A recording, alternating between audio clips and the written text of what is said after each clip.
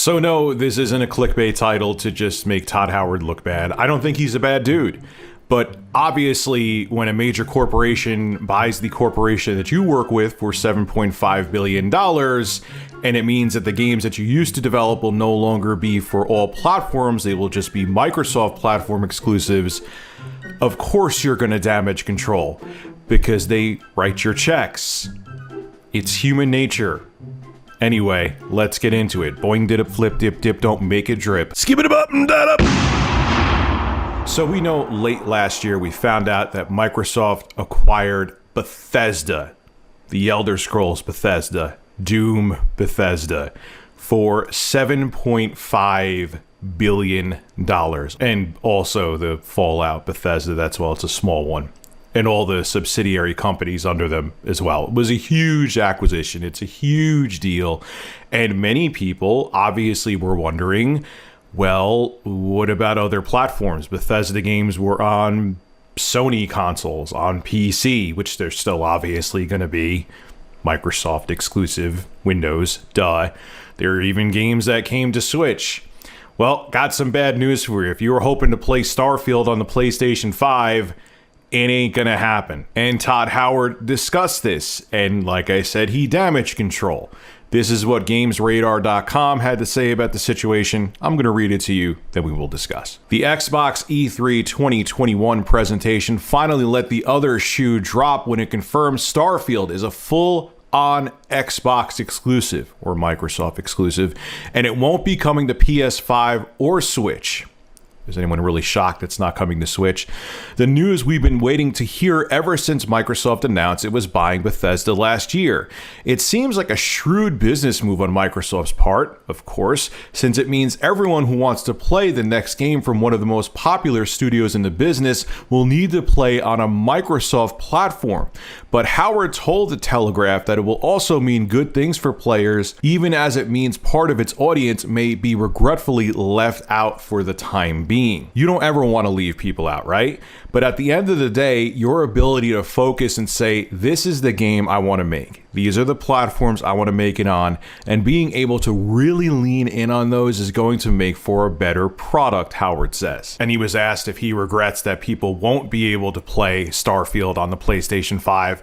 Todd Howard responded with this: I will just say, I want everybody to have the ability to play it in some fashion. That's basically the nice way of saying, yeah, it does suck, but I don't want to get fired from Bethesda, who is now owned by Microsoft, and Microsoft wouldn't be happy if I said I was frustrated that my game couldn't be on multiple platforms.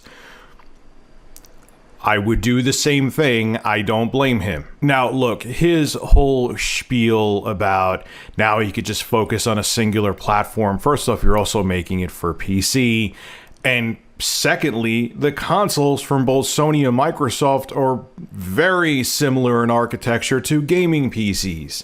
So it's not like back in the day where there was the PS3 with the cell architecture and there was the Xbox 360, which was PowerPC, which so was the cell processor inside of the PS3. And then you had the Wii, where it was like totally different hardware than that was in PCs. So those days of saying, oh man, it's so tough to optimize these games for various platforms.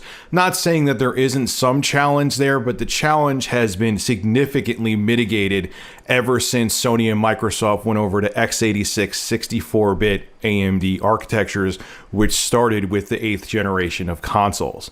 So at the end of the day, what is Todd Howard really going to say, though? Is he going to say, yeah, it sucks that we can't put our games on the PlayStation 5. It's frustrating. Like, he can't come out and say that. Of course, he's going to do the typical PR statement because he wants to stay in Microsoft's good graces. But I could see why the community that was on PlayStation consoles for years now and played Bethesda games on their PlayStation consoles would be frustrated.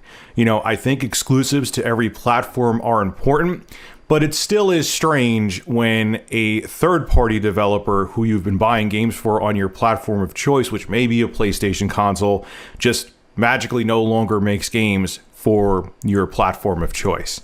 and people are going to be frustrated. So I can understand why Todd Howard had to make a statement, but he also didn't want to piss off Microsoft either. He's definitely in a very precarious situation here, but we'll see what happens. Maybe in the future Starfield will come to the PlayStation 5. Maybe it'll be a timed exclusive for the Microsoft platform for a year or so, then they'll bring it over to the PlayStation 5. We'll have to wait and see, but right now, if you were looking forward to playing Starfield day one on Sony's current gen system, got some bad news for you. This is Rich of Review Tech USA signing out. Have a good one. Hey, if you enjoy my content, consider becoming a Review Tech USA member. I'll have a link below in the description. I live stream now on this channel all the time, and it gives you access to cool emoticons to use as well while I live stream. Again, link below in the description. Thank you for your continued support.